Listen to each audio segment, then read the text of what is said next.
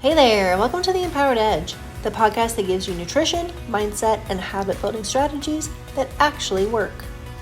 I'm your host, Jenna Hostetler, registered dietitian, certified neurocoach, and your go-to guide to break free from burnout, cut through the health noise, and reclaim control of your body and brain. Each week, you'll get practical, science-backed strategies so you can stop second-guessing yourself, sharpen your focus, and finally feel like the woman who leads her life, not just survives it. Most people fail to hit their goals not because they don't want it badly enough, but because they leave their results up to chance.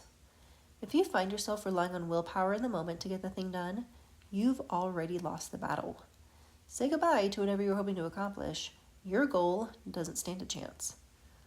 Our brain is wired to conserve energy, and making constant decisions burns energy fast. So by the end of the day, decision fatigue kicks in, and your best intentions collapse. But that's okay, because success does not come from trying harder in the moment.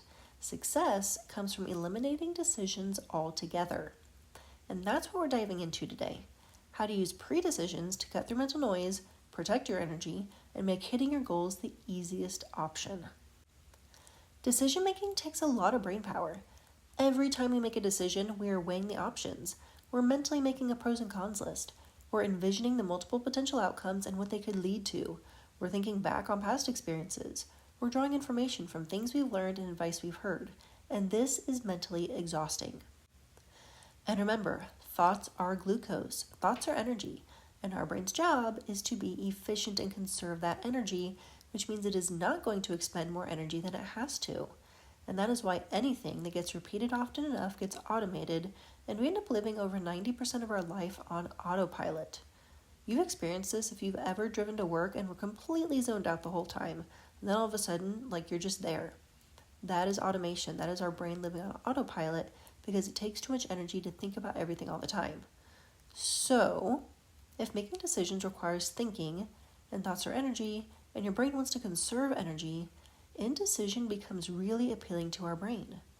And if you've ever felt like your brain is fried at the end of the day and you just can't make another decision, you're experiencing decision fatigue. It's almost as if your brain has been working out all day, constantly making decisions, and eventually it's spent. So what does this mean for staying consistent with your commitments? It means we have to decide in advance exactly what we're going to do and exactly when and how we're going to do it. Because not deciding in advance what you're going to do creates at least twice as much work for your brain. And here's why that's a problem. If you were to work out, when about in the day would you do it? If you were to work on a side hustle or a hobby, when would you do it? If you want to cook dinner, when would you do it? If you were to meal plan and grocery shop, when would you do it? And chances are, most if not all of your answers were either first thing in the morning, after work, or on the weekends. And for people who are busy, ambitious, and have way more to do than time in the day, and are also exhausted, those are the worst times to wrestle with your brain on if you should do something that's going to take effort, or if you just do nothing. When we have to decide in the moment what we're going to do, we create an internal battle between our logic, our emotions, and our desires. Then we rationalize our way out of our commitments. I know I should cook dinner, but I don't know what I'm going to make, and I don't have any energy to figure it out. I've really eaten pretty well this week, so one meal won't make that much of a difference. And yes, I do want to get my inflammation under control, but I'm so tired. If I just order food, I'll have time to catch up on what I didn't do yesterday, and if I just skip cooking tonight, I will get back on track tomorrow and it'll all be okay. That is a dialogue that runs through our brain on a constant basis. And so in that scenario, one of three things will probably happen. You'll get takeout, you'll get back on your plane tomorrow, and nothing will have ever happened. You'll get takeout, it knocks you out of your routine, and it takes a week to recover and get back on track. Or you'll get takeout, you'll get back on track tomorrow, you'll feel totally fine, and you'll slowly start slipping because you did it once without negative consequences. Then you order takeout once a week, which becomes 3 times a week, plus going out on weekends, and before you know it, you've completely gone off track. And this is why last week I said, if your commitment is not a 10, it's a 1. Remember, one of your brain's jobs is to be efficient with the energy it uses, and thoughts are energy. Which means when your brain is tired, it is looking for the easiest option. Thankfully, deciding in advance and taking action on that decision is easier than making an easy decision. So if having to decide if you should take a 15-minute walk is a level 10 on the decision scale, and if convincing yourself that it's okay to not take a walk is a 5, well, deciding ahead of time that you just do it and then you just do it, that's a 1. Because there's no work for your brain to do because the decision is already made. Taking action without thinking is the fast track to forming a habit. So before you know it, taking that 15-minute walk at that time of the day, it just feels normal. It's an automatic behavior, and you've just freed up your brain to think about other things. And this is why elite athletes, CEOs, or anybody at the top of their game follows routines religiously. They don't waste their energy on what's for breakfast, what they'll wear, or if they'll work out. And for high achievers with endless goals and careers that consume their time, this is not optional. Deciding in advance is a non-negotiable because it protects your energy and keeps you in control. When you decide in advance, you take emotions out of the equation. You're not negotiating with yourself at the end of the day, at the end of a long day, and decide what feels good in the moment.